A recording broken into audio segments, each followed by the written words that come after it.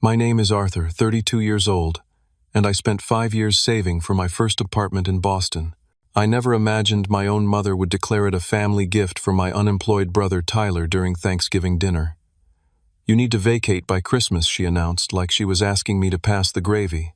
The look of entitlement on Tyler's face as he discussed renovation plans for my home still makes my blood boil. Before I tell you how I responded to a decision that ultimately destroyed their greedy plans, let me know where you're watching from in the comments, and hit that like and subscribe button to support more stories about standing up to family betrayal. I grew up in a modest neighborhood in Springfield, Massachusetts, where our family presented a normal facade to the outside world. Behind closed doors, however, the dynamics were far more complicated. My father, David, was a hard-working accountant who spent long hours at the office to provide for our family. He was a quiet, fair man who tried his best to balance his time between work and home. My mother, Linda, now 58, managed the household with an iron fist. She always had clear favorites, and I learned early that I wasn't one of them. My younger brother, Tyler, now 28, was the golden child from the moment he was born. 4 years younger than me, he received the lion's share of attention, praise, and resources throughout our childhood. When I earned straight, as my report card would get a cursory nod, when Tyler brought home a single B among C's, there would be celebrations and rewards. This pattern continued throughout our formative years, shaping both of our personalities in profound ways. Our father passed away from aggressive pancreatic cancer when I was 22, and Tyler was 18. It was a devastating blow to our family, not just emotionally but financially. Dad had managed to save a modest inheritance and had a small life insurance policy. My mother took control of all financial matters after his death. I had just finished my junior year of college at the time, studying computer science at the University of Massachusetts. After Dad died, I worked even harder. I took on 2 part-time jobs while maintaining a full course load to ensure I could finish my degree without additional financial burden on the family. I worked at the university computer lab during the day and delivered pizza at night. Sleep was a luxury I couldn't afford, but I was determined to graduate and make my father proud. When I graduated, I had student loan debt, but I also had a degree that could provide me a stable future. Tyler's path took a dramatically different direction. He had enrolled in community college, but dropped out after just 1 semester, claiming it wasn't the right environment for his creative spirit. Instead, he convinced our mother to fund his first business venture, a food truck selling gourmet grilled cheese sandwiches. The concept wasn't bad, but Tyler's execution was poor. He had no business plan, no experience in food service, and no discipline to maintain regular hours. The venture failed within 6 months, with my mother absorbing the $25,000 loss without a word of reproach to Tyler. This pattern repeated itself twice more over the next few years. After the food truck came a revolutionary app idea that never made it past the expensive development phase. Then there was the artisanal beard oil company that collapsed when Tyler lost interest after 3 months. Each failure was met not with accountability but with my mother's unwavering support and explanations about how the market wasn't ready or how circumstances beyond his control had caused the failures. Each time she dipped further into what should have been her retirement savings to bail him out. Meanwhile, I had moved to Boston after landing an entry-level developer position at a promising tech startup. I deliberately put some geographic distance between myself and my family, visiting only for major holidays and occasional weekend trips. The distance helped me gain perspective on the unhealthy family dynamics and start building my own identity. I kept my head down at work, volunteered for challenging projects, worked nights and weekends when necessary, and steadily climbed the company ladder from junior developer to mid-level and eventually to senior developer. For 5 years, I lived in a small, barely furnished studio apartment in a less desirable neighborhood. I brown-bagged my lunch, limited social outings, and focused on paying down my student loans while simultaneously building a down payment fund. I tracked every dollar on a spreadsheet and celebrated small milestones along the way. When I finally had enough for a down payment on a modest 2-bedroom apartment in a developing neighborhood, the sense of accomplishment was overwhelming. At 30, I became a homeowner, something my father had always encouraged me to strive for. The apartment wasn't luxurious by any means, but it was mine. 900 square feet with 2 bedrooms, one I used as a home office, a small balcony overlooking a community garden, and updated appliances in the kitchen. The neighborhood was on the upswing, with new cafes and shops opening regularly. I spent weekends painting walls, assembling furniture, and slowly transforming the space into a home that reflected my personality and achievements. About a year after purchasing my apartment, something unexpected happened. My mother began calling more frequently, asking about my life with what seemed like genuine interest. She even mentioned being proud of what I had accomplished on my own. After decades of feeling invisible in my own family, this apparent change in attitude gave me hope. Perhaps with age came perspective, I thought. Maybe there was a chance to heal our relationship and develop the kind of maternal bond I had always longed for. The first hint that something wasn't right came about 6 months after my mother's seemingly positive change in attitude.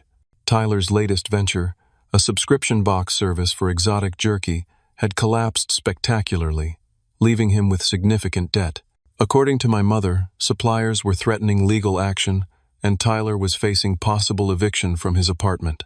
While I sympathized with his situation, I had learned long ago not to get financially involved in Tyler's schemes. Around this time, my mother's communication patterns shifted again. Her calls became more frequent, sometimes daily, and the conversation inevitably turned to my apartment. She asked detailed questions about my neighborhood, the square footage, my mortgage terms, and whether property values were increasing in the area. At first, I assumed this was just conversational interest, perhaps even pride in my investment. Then came the unexpected visit. My mother called on a Wednesday to announce that she and Tyler would be in Boston that weekend and wanted to see my apartment. The short notice was unusual, as was Tyler's sudden interest in visiting me. Nevertheless, I agreed, thinking this might be another opportunity to strengthen our family bonds. From the moment they arrived, something felt off. Rather than admiring the improvements I'd made or commenting on the personal touches in my decor, they moved through the space with calculating eyes. Tyler paced out the dimensions of the master bedroom, muttering about whether his king-sized bed would fit. My mother opened closets, commenting on storage capacity, and asking if the building allowed wall modifications. When I showed them the second bedroom I used as a home office, Tyler remarked, "This would make a perfect gaming room," in a tone that suggested he was already making plans. The most disturbing moment came when I returned from the kitchen with drinks and overheard a partial conversation between them. My mother was whispering, "Perfect solution for everyone. He can find another place easily with his job." Tyler responded, "Do you think he'll make a fuss?" before they noticed my presence and abruptly changed the subject. Despite the uncomfortable feeling their visit left me with, I dismissed my concerns. Surely I was being paranoid. My family wouldn't be planning something behind my back regarding my own property. The thought was too absurd to entertain seriously. Around this time, I had been dating Emma for about 3 months. She worked as a child psychologist and had an uncanny ability to read people and situations. When I mentioned my family's strange behavior during their visit, her expression grew concerned. "That doesn't sound right, Arthur," she said carefully. "Why would your brother be measuring your bedroom for his furniture? And why would your mom need to know if you can modify walls in a place where you live, and she doesn't?" I shrugged off her concerns, reluctant to believe my family might have ulterior motives. "They're just curious. Tyler's always been a bit entitled, but they wouldn't actually expect anything regarding my apartment." Emma wasn't convinced.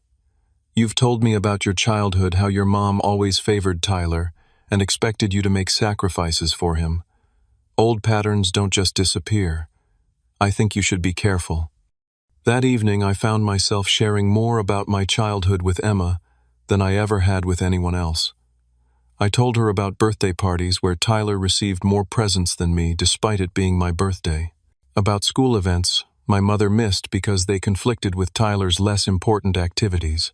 About the college fund that mysteriously became family money when Tyler needed to be bailed out of his first failed business, while I worked 2 jobs to avoid additional student loans.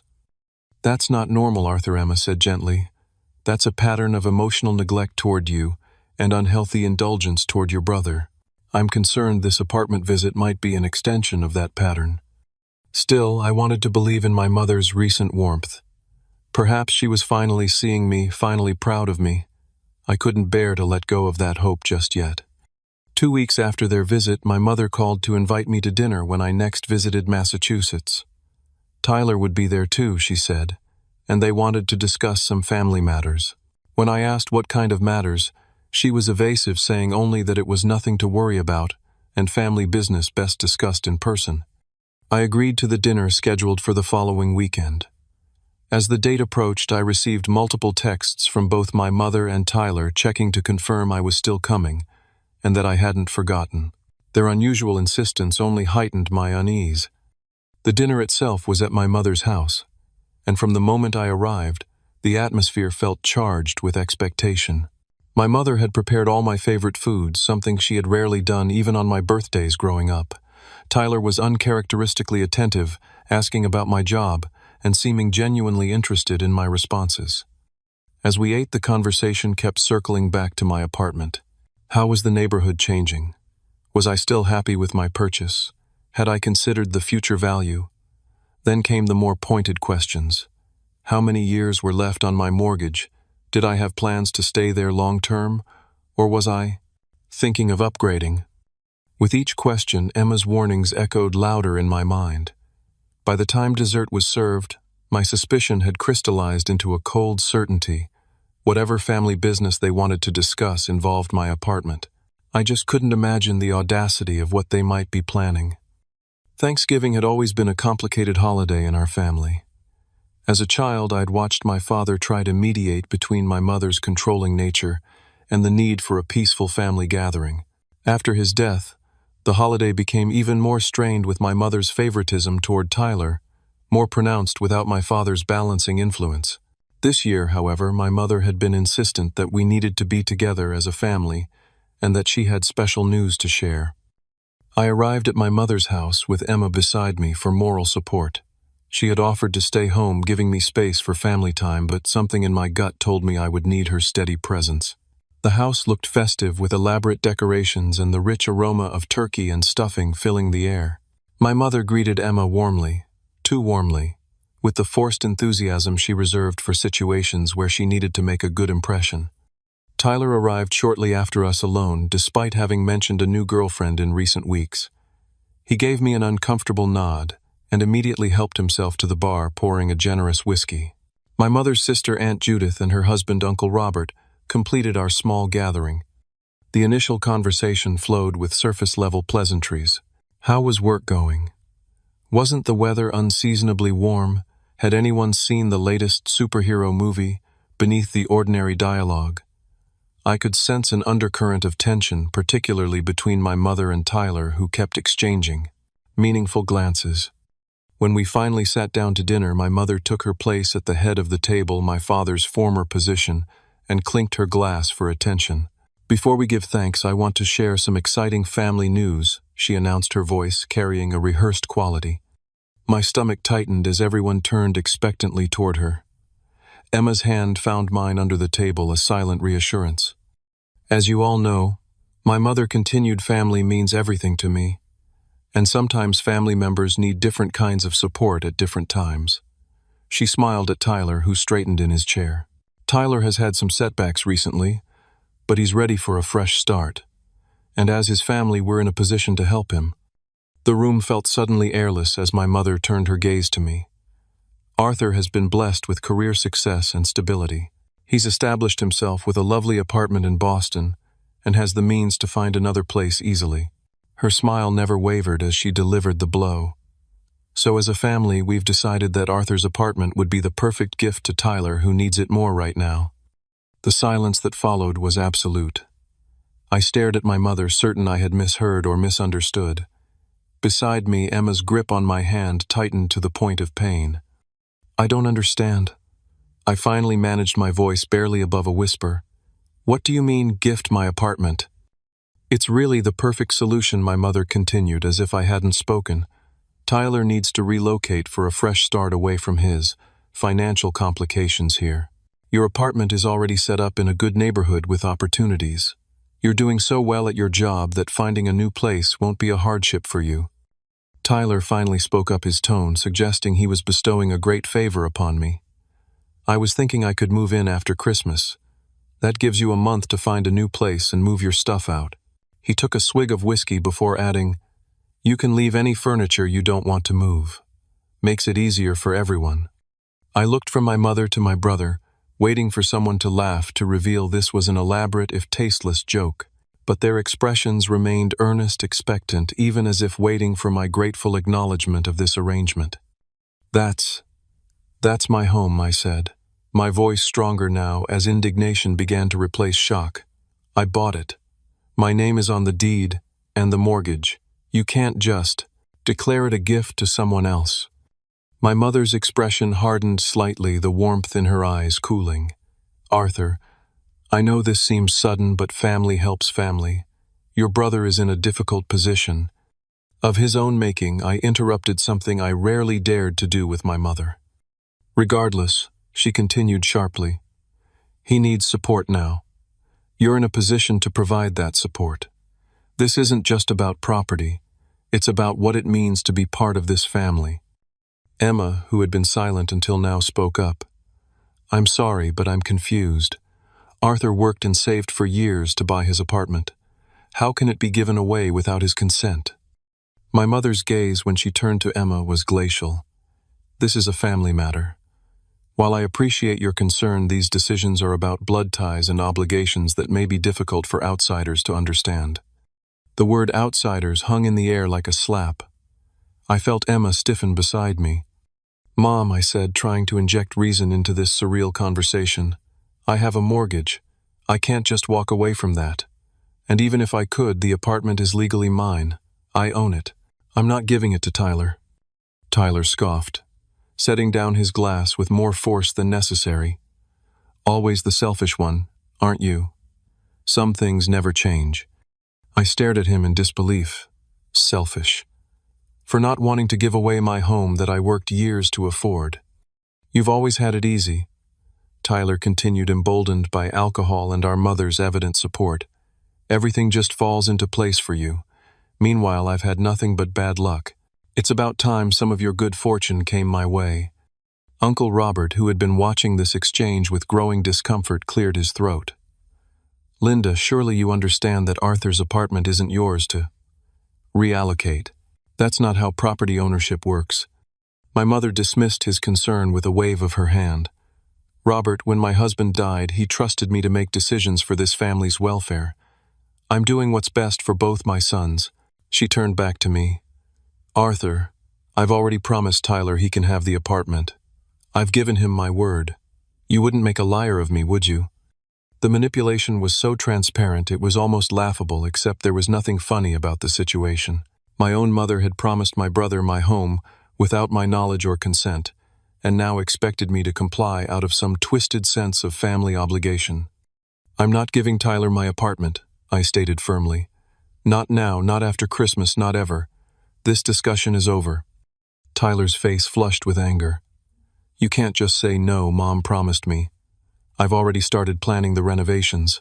The living room needs a complete overhaul, and that tiny second bedroom needs to be expanded." The casual way he discussed altering my home, the home I had lovingly maintained and made my own, sent a surge of anger through me so intense I had to grip the edge of the table to steady myself.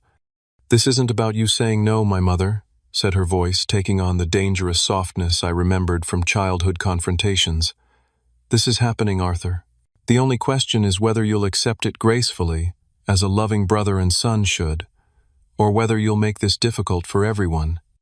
I looked at her, really looked at her perhaps for the first time in my adult life, and saw not the mother I had longed to please, but a manipulator who had never valued me as much as she valued my brother. In that moment, something fundamental shifted in my understanding of our relationship. "I'm leaving," I said, quietly standing up. "Emma, are you ready to go?" "Don't you dare walk out," my mother hissed. "We haven't finished this discussion." "Yes, we have," I replied, helping Emma with her coat. "My apartment is mine. End of discussion." As we headed for the door, my mother called after me. "If you walk out now, you're choosing property over family. Is that really the kind of son you want to be?" I paused at the doorway, turning to face her one last time. "I'm not choosing property over family. I'm choosing self-respect over manipulation. There's a difference." The door closed behind us with a finality that felt like the end of one chapter and the beginning of another. The drive back to Boston that night was mostly silent. Emma respected my need to process what had just happened occasionally, squeezing my hand in silent support. My phone buzzed repeatedly with calls and texts from my mother, but I couldn't bring myself to look at them. The betrayal was too raw, too incomprehensible to engage with. When we finally arrived at my apartment, the thought now carried a defiant emphasis. I collapsed onto the couch, emotionally drained. Emma made us both tea and sat beside me. I can't believe they actually expected me to just give up my home, I said, staring blankly at the wall. Like it was nothing. Like all my work, all my saving, all my sacrifices meant nothing. They've been planning this, Emma said gently. The visit, the measurements, the questions about your mortgage, it all makes sense now. They weren't just curious. They were assessing whether they could take it from you. I nodded, the pieces falling into place. Tyler's fresh start is really just another bailout. I wonder what trouble he's in this time that's so bad they needed to try to take my home. Whatever it is, it's not your responsibility to fix it, Emma reminded me, especially not at such an extreme cost to yourself. That night, I finally looked at my phone. 6 missed calls from my mother, 3 from Tyler, and a series of increasingly hostile texts. You're being childish. Call me back immediately. Is this how I raised you? To turn your back on family when they need you? Tyler needs this opportunity. Your selfishness is hurting him. If your father could see you now, he would be so disappointed. That last one cut deep. My father, who had worked so hard to provide for us, who had encouraged me to save for my own home someday, would he really have expected me to give it away to my irresponsible brother? I didn't believe that for a second. The next morning brought no relief. My mother had escalated her campaign, now enlisting extended family members to pressure me. Aunt Judith called her, voice strained as she delivered what was clearly a rehearsed speech about family unity and helping those in need. 2 cousins I rarely spoke with sent similar messages, suggesting I was being unusually difficult about a reasonable family request. I didn't engage with any of them. Instead, I called my friend Jake, who happened to be a real estate attorney, and explained the situation. His response was immediate and unequivocal. They have absolutely no legal grounds here, Arthur. None. Your name is on the deed and mortgage. Your mother has no claim to your property regardless of what she promised to your brother. He paused before adding, but given what you've told me, I'd be concerned about them trying something underhanded. Make sure all your documentation is secure. And you might want to warn your building management not to let anyone into your apartment without your explicit permission. His warning proved prescient. 3 days after Thanksgiving, I returned home from work to find Tyler standing in the lobby of my building with 2 friends and several tape measures. He looked momentarily startled to see me then, quickly composed himself. "Oh, good you're here," he said with forced casualness. "We just wanted to take some more detailed measurements for the furniture delivery." The audacity left me speechless for a moment. "Tyler, you need to leave. Now. This is my home, not yours. There will be no furniture delivery." Tyler's expression darkened. "Mom said you'd come around once you had time to think about it. Stop being difficult, Arthur. This is happening whether you like it or not." "No, it's not," I replied, my voice steady despite the anger boiling inside me. "I've spoken with an attorney. This apartment is legally mine. Neither you nor Mom has any claim to it." Tyler's friends exchanged uncomfortable glances, clearly not having been informed about the contested nature of the move. "You got a lawyer involved," Tyler's voice rose incredulously. "Against your own family? Wow, that's low even for you." "Lower than trying to take someone's home," I countered. "I think you should leave before this gets any more embarrassing for you." Tyler stepped closer, his voice dropping to a threatening whisper. "Mom has given me her word. Do you have any idea what she'll do? If you make her break that promise to me, you'll be cut off completely. No more family, no more holidays, no more anything. Is this apartment worth losing your entire family over?" The question hung between us, and I was surprised to find the answer came easily. If my entire family thinks it's okay to demand I give up my home, then yes, this apartment is worth it. Now leave, or I'll call security. Tyler and his friends departed, but not without a parting shot. This isn't over. Mom always gets her way in the end. You know that better than anyone. He was right about one thing: my mother wasn't finished. That evening she called again, and against my better judgment I answered. Arthur, she began without preamble, this has gone on long enough. I've given you time to adjust to the idea, but now we need to move forward with the arrangements. Tyler needs to be in Boston by January 1st for his new job opportunity. What new job opportunity? I asked, genuinely curious about what story Tyler had concocted this time. He has connections in the tech industry there, she replied vaguely. But that's not the point. The point is that as his mother, I promised I would help him get established, and your apartment is perfect for his needs. Mom, I said as calmly as I could, I understand you want to help Tyler, but my apartment is not yours to give away. I bought it with my own money, after years of saving. My name is on all the legal documents. You can't just decide it belongs to someone else. This isn't about legal documents, she snapped. This is about family, about doing what's right for the people who need it most. Right now, that's your brother. Why can't you understand that? And what about what's right for me? I asked quietly. Does that matter at all in your calculations? There was a telling pause before she answered. You've always been stronger, more independent. You don't need the support Tyler does. You never have. In those few sentences, she had inadvertently revealed the fundamental imbalance that had defined our family dynamic for as long as I could remember. Tyler needed more, so Arthur got less. Tyler struggled, so Arthur had to sacrifice. Tyler's needs always came first. I'm not giving Tyler my apartment, I stated firmly. Not now, not ever. I'm sorry if that disappoints you, but my decision is final. My mother's voice turned cold. Then you leave me no choice. If you can't put family first in this one thing after all we've done for you, then perhaps you're not really part of this family at all. Until you reconsider your selfish position, consider yourself cut off. Don't call, don't visit, don't expect to be included in family events. And don't think your father would be proud of this decision, because he wouldn't be. The call ended with a decisive click, leaving me standing alone in my kitchen, phone in hand, feeling both wounded and surprisingly relieved. The ultimatum had been delivered, the threat made real, and yet standing firm in my decision felt right in a way that was unfamiliar yet empowering. Emma came over that evening, and I told her about both confrontations. She listened intently, her face reflecting concern and indignation on my behalf. They're escalating because they're not getting their way, she observed. Your mother's ultimatum, Tyler showing up with his friends, they're trying to wear you down through pressure and guilt. It's working to some extent, I admitted. Not enough to change my mind, but enough to make me question whether I'm overreacting.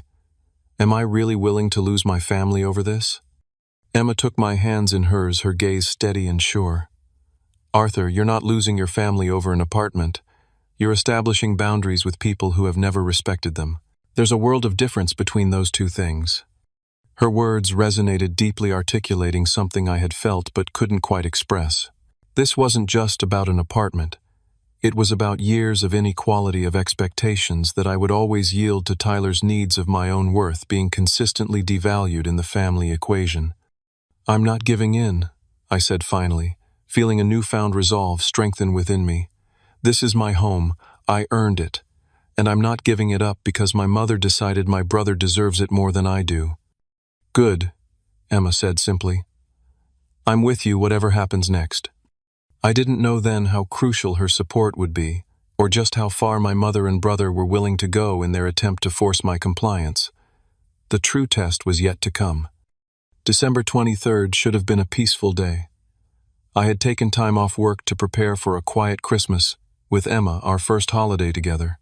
We had plans to decorate a small tree, exchange gifts, and enjoy a home-cooked meal in my apartment, my sanctuary from the family drama that had consumed the past month.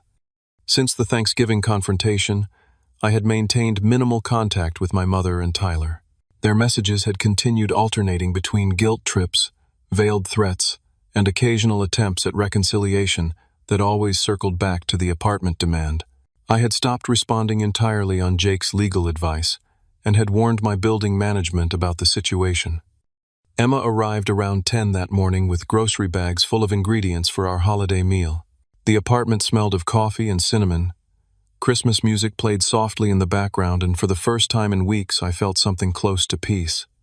That peace was shattered at precisely 11:37 when the building's intercom buzzed.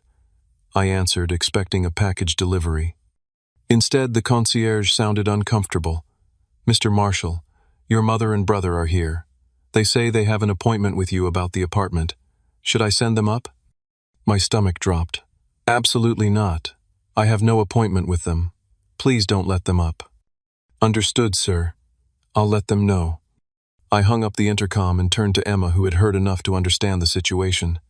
"They're here. At your building," she asked, her voice reflecting my own disbelief. Before I could answer, my phone rang. My mother.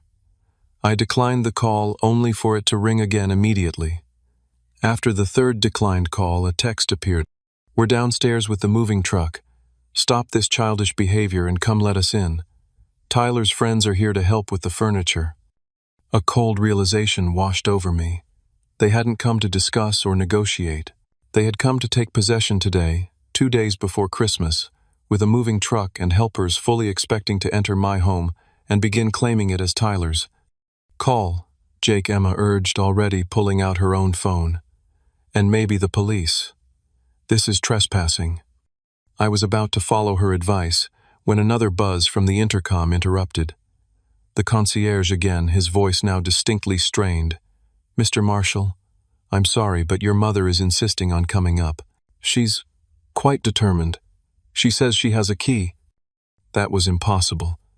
I had never given my mother a key, unless a horrible thought occurred to me.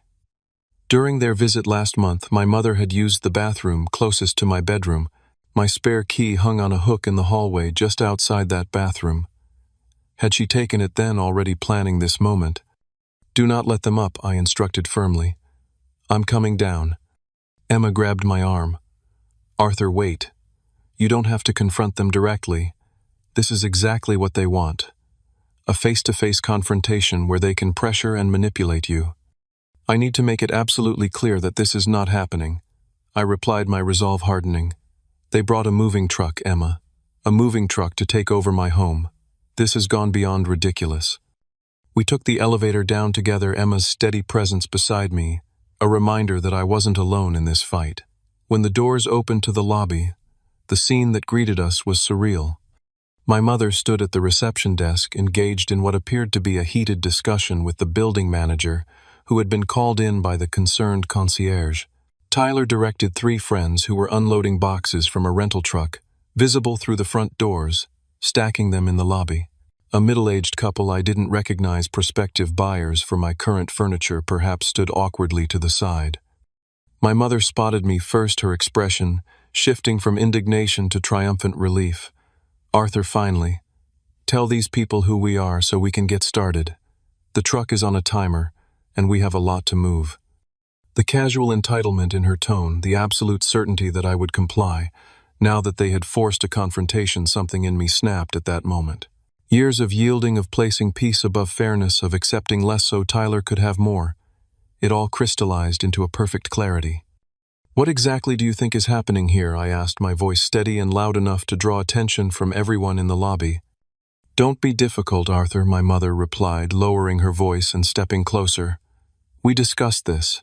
Tyler is moving in today. You've had plenty of time to make arrangements." "No, we didn't discuss this.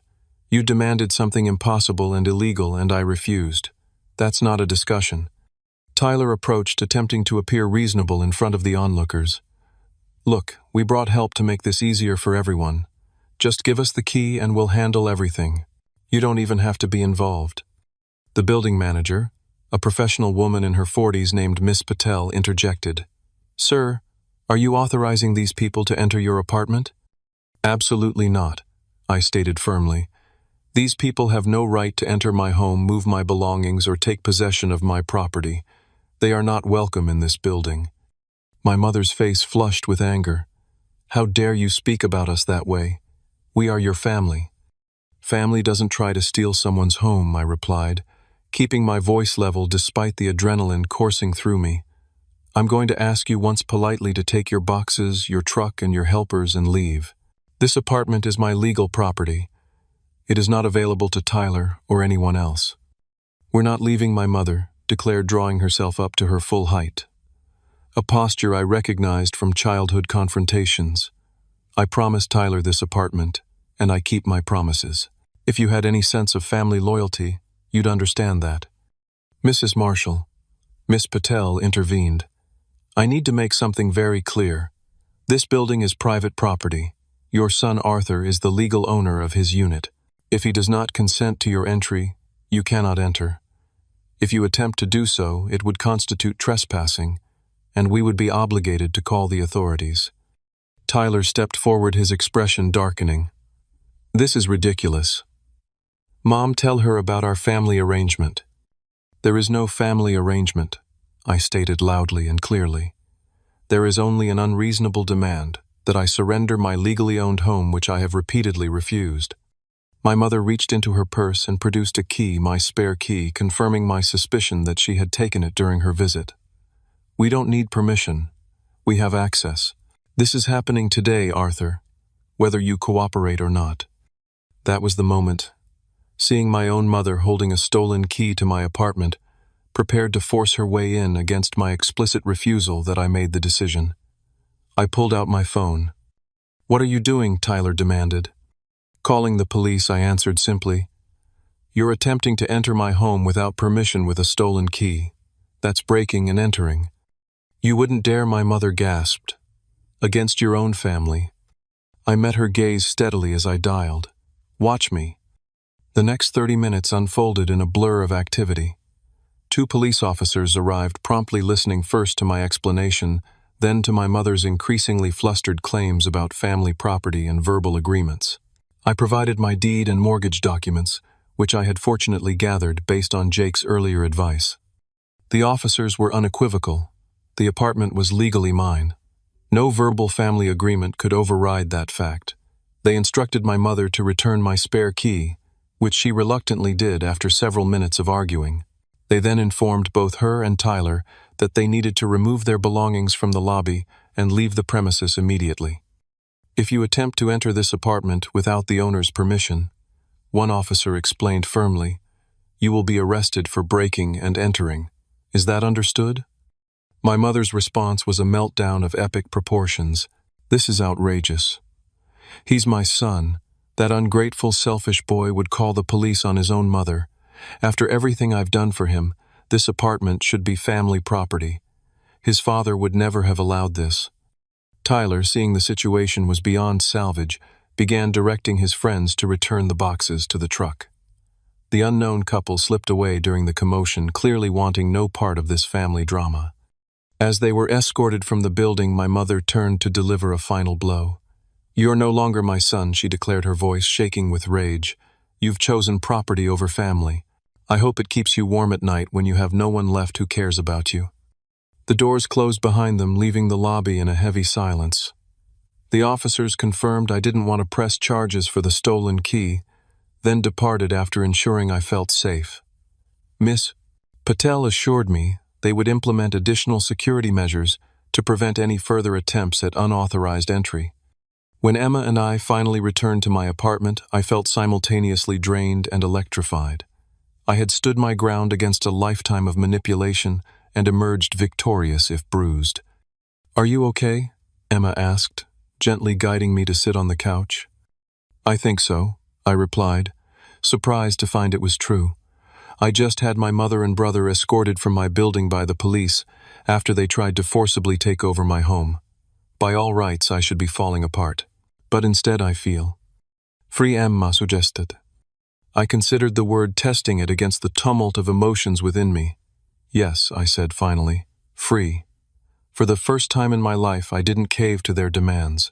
I didn't sacrifice my needs for Tyler's wants. I stood up for myself, and the world didn't end. Emma squeezed my hand.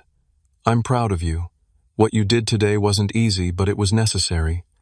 As we sat together in the apartment that remained unmistakably mine, my phone began to light up with notifications. Social media alerts, text messages, emails, all from extended family members and old family friends. My mother had wasted no time in taking her campaign public, painting me as a villain who had called the police on his poor mother and struggling brother just days before Christmas. The narrative she spun bore little resemblance to reality, but that hardly mattered. In her version, I had promised to help Tyler with housing, then cruelly reneged, leaving him homeless for the holidays. She conveniently omitted the part about bringing a moving truck and stolen key to force entry into my legally owned property. I set the phone aside, unwilling to engage in a public family dispute. "She's declaring war," I said quietly. "Let her," Emma replied with surprising fierceness. "The truth is on your side, and anyone who knows you really knows you won't believe her version for a second." In that moment, I knew two things with absolute certainty. This conflict was far from over, and for the first time in my life, I was fully prepared to fight it on my own terms. The days following the confrontation at my building brought a barrage of fallout. My mother's social media campaign painted me as heartless and selfish, claiming I had stolen family property and left my brother homeless for the holidays. The narrative was so twisted, so far removed from reality, that I couldn't bring myself to engage directly. Instead, on Jake's advice, I documented everything the original Thanksgiving demand, the texts, the moving truck incident, and focused on protecting myself legally. A cease and desist letter from Jake's firm went out to both my mother and Tyler, formally warning them against further attempts to enter my property or continue making false public claims about its ownership. Their response was predictably defiant. My mother called the letter a disgusting legal attack on family and doubled down on her public campaign. What I hadn't expected was the split reaction among extended family and friends. While some readily accepted my mother's version of events, others reached out privately with messages of support and concern. My cousin Rachel, who had always been closer to Tyler growing up, surprised me with a call 3 days after Christmas. "I know Aunt Linda's version isn't the whole story," she said without preamble. "She's done this before, rewritten history to make Tyler the victim and whoever opposed him the villain. What really happened, Arthur?" Her willingness to hear my side opened a floodgate. Over the next few weeks, more family members reached out with similar questions, having recognized the inconsistencies in my mother's claims, or simply knowing her well enough to suspect manipulation. Each conversation was both draining and healing, allowing me to reclaim my narrative while processing the trauma of what had happened. January brought an unexpected revelation. My Uncle Robert called with information he felt I should know. My mother was in significant financial trouble. Her obsessive support of Tyler's failed ventures had depleted not just my father's inheritance, but also a second mortgage she had taken out on her house. Most shocking of all, she had a gambling problem that had accelerated over the past 2 years, with significant debts to several casinos. "I'm telling you this not to excuse what she tried to do to you," Uncle Robert explained, "but to help you understand the desperation behind it. Tyler's facing eviction from his apartment. Your mother can't bail him out this time because she's barely holding on to her own house. I think she saw your apartment as the solution to both problems, a place for Tyler and relief from the pressure to keep supporting him financially." The revelation didn't justify their actions, but it provided context that helped me process the bizarre escalation from family tension to attempted apartment theft. My mother and brother had been drowning financially, and rather than face reality or seek legitimate help, they had convinced themselves they were entitled to my property. Meanwhile, Tyler wasn't taking rejection well. Unable to secure my apartment, he was indeed evicted from his own in late January. Rather than accept responsibility or seek affordable alternatives, he doubled down on blaming me, claiming I had abandoned him to homelessness when I could easily afford to help. He temporarily moved in with our mother, a situation that reportedly devolved quickly as two entitled personalities clashed under one roof. Through a series of conversations with more forthcoming family members, I learned the full extent of my mother's scheme. She had actually promised my apartment to Tyler months earlier, presenting it as a done deal and using it to pressure him to end his lease before finding out if I would agree. The family gift announcement at Thanksgiving wasn't the beginning of the plan, but what they expected to be its triumphant conclusion. Most disturbingly, I discovered that Tyler had already committed my apartment as collateral in negotiations with creditors, claiming he would definitely have the property by January. This explained the urgency of their December moving attempt. They weren't just being impulsive. They were desperately trying to fulfill promises already made to third parties using my property. While processing these revelations, I was simultaneously working through my own emotional aftermath. At Emma's gentle suggestion, I started seeing a therapist who specialized in family trauma. Dr. Harrison helped me recognize patterns of emotional manipulation that had defined my childhood and continued into adulthood. What your mother and brother attempted was not just legally wrong but emotionally abusive, he explained during one session. They didn't see you as a person with valid needs and rights but as a resource to be exploited for their benefit. That's not how healthy families function. Through therapy, I began to understand that my mother's conditional love, available only when I complied with her wishes, had shaped my self-worth in profound ways.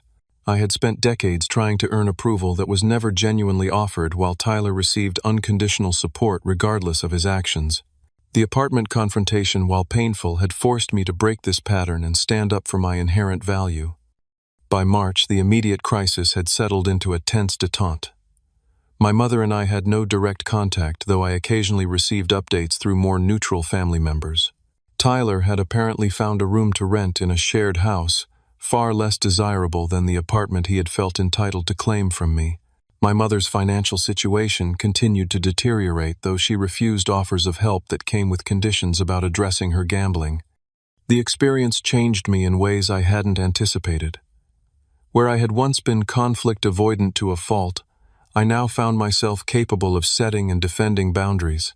Where I had once measured my worth by my family's approval, I now recognized my inherent value independent of their validation. These weren't easy transformations. They came with grief for the healthy family I had never had and would never have, but they were necessary for my continued growth. Emma stood by me through all of it, her steady support never wavering. As winter thawed into spring, our relationship deepened. We had weathered a crisis together and emerged stronger with a clearer understanding of each other's values and character. In April, during a weekend hike in the mountains of Vermont, I asked her to marry me. Her joyful acceptance felt like the beginning of a new kind of family, one built on mutual respect, support, and genuine love. My career flourished as well. Freed from the emotional drain of trying to please my mother, I found new energy and creativity for my work. A major project I led received company-wide recognition, resulting in a promotion to senior developer with a substantial raise. The financial security further reinforced that I had made the right decision in protecting my property and establishing boundaries.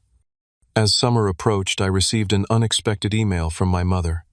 Its tone was dramatically different from her previous communications, less demanding, more reflective. She wrote that she had been doing some thinking and perhaps didn't handle things well regarding the apartment situation. She suggested meeting for coffee to clear the air and start rebuilding our relationship. I shared the email with Dr. Harrison, concerned about being drawn back into unhealthy patterns. His response was measured. Consider what genuine accountability would look like. Has she acknowledged the specific harm she caused? Has she made amends, or just offered vague apologies? Most importantly, have you seen evidence of changed behavior or just changed tactics? These questions helped me see what was missing from my mother's outreach. There was no specific acknowledgement of wrongdoing, no mention of her false public statements, no recognition of the violation involved in taking my key and attempting to force entry to my home. It was an invitation to sweep serious transgressions under the rug rather than address them honestly. My response was polite but firm. I would consider rebuilding a relationship only after she publicly corrected her false statements about the apartment situation, acknowledged that her actions had been wrong, not just poorly handled, and demonstrated respect for my boundaries over time. I ended by wishing her well and expressing hope that she would seek help for her gambling issues. She never replied directly to those conditions. Instead, through family channels, I heard she considered my response hurtful and evidence that I was still being difficult. Tyler, meanwhile, had apparently declared me dead to him after learning I had made reconciliation conditional rather than immediate. Yet something had shifted. For the first time, I felt at peace with their disapproval. Their opinion of me no longer defined my self-worth or dictated my choices. I had stood my ground, protected what was rightfully mine, and begun building a life based on healthier relationships and authentic self-respect. The price estrangement from my mother and brother was high, but I finally understood it was worth paying. 6 months after the attempted apartment takeover, I stood in my kitchen brewing coffee while Emma arranged fresh flowers on the dining table. Sunlight streamed through the windows, illuminating the space that had nearly been taken from me.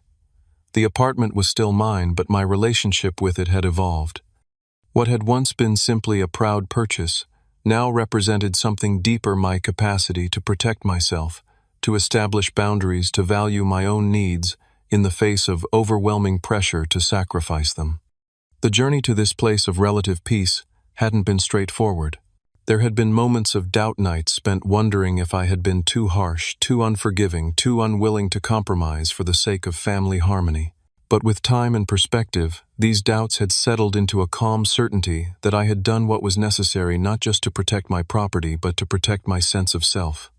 My mother had made several attempts at reconciliation over the months, each one falling short of true accountability. Her most recent outreach had come through Aunt Judith, a suggestion that we put the past behind us and start fresh, with no further mention of the apartment incident. The invitation came with an implicit expectation that I would not require acknowledgement of wrongdoing or changed behavior, that I would, as I had so many times before, accommodate her need to avoid responsibility. For the first time in my life, I felt strong enough to maintain my conditions for rebuilding our relationship, to public correction of false statements, genuine acknowledgement of harm done, and demonstrated respect for boundaries over time.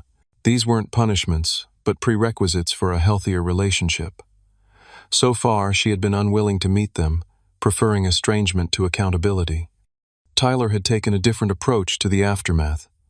According to family sources, he had constructed an elaborate narrative in which he was the victim of my sudden betrayal and inexplicable cruelty. In his version, there had been a long-standing agreement that he would eventually take over my apartment, an agreement I had maliciously broken out of spite. Anyone who knew the actual history recognized this as fiction, but it seemed to provide him the emotional comfort he needed to avoid facing his own entitlement. Not all family relationships had been damaged, however.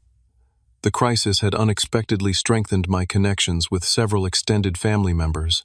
Uncle Robert and Aunt Judith, while initially caught in the middle, had ultimately recognized the manipulation at play and offered support without pressure. 3 cousins who had grown up witnessing my mother's favoritism reached out with messages of solidarity, sharing their own experiences of the family dynamic. These relationships, once peripheral, now formed a small but significant support network. My healing journey continued through therapy, where Dr. Harrison helped me process not just the recent trauma, but the lifetime of conditional love and unequal treatment that had preceded it. What happened with the apartment was not an isolated incident, he observed, during one session. It was the culmination of a family pattern in which your needs were consistently subordinated to your brother's wants. Your refusal to continue that pattern wasn't selfish, it was healthy. These insights helped me rebuild my understanding of family on healthier terms. Family, I came to believe, was not about unconditional sacrifice, but about mutual respect. It wasn't measured by what you would give up for someone, but by how you supported each other's growth and well-being. By this definition, the relationship my mother and brother had demanded one where my needs always came. Second, wasn't really family at all. Emma and I set a wedding date for the following spring. As we planned our future together, we talked openly about the family dynamics we wanted to create, the boundaries we would maintain, and how we would handle potential reconciliation attempts from my mother and brother. These weren't easy conversations, but they strengthened our partnership and our shared vision for a healthier family model. My professional life continued to flourish as well. The promotion to senior developer came with new responsibilities that challenged and engaged me. Without the emotional drain of my family's manipulation, I found myself more creative, more focused, and more confident in my capabilities. A colleague remarked that I seemed like a different person compared to the previous year, more assertive, more willing to claim credit for my contributions, more comfortable taking up space.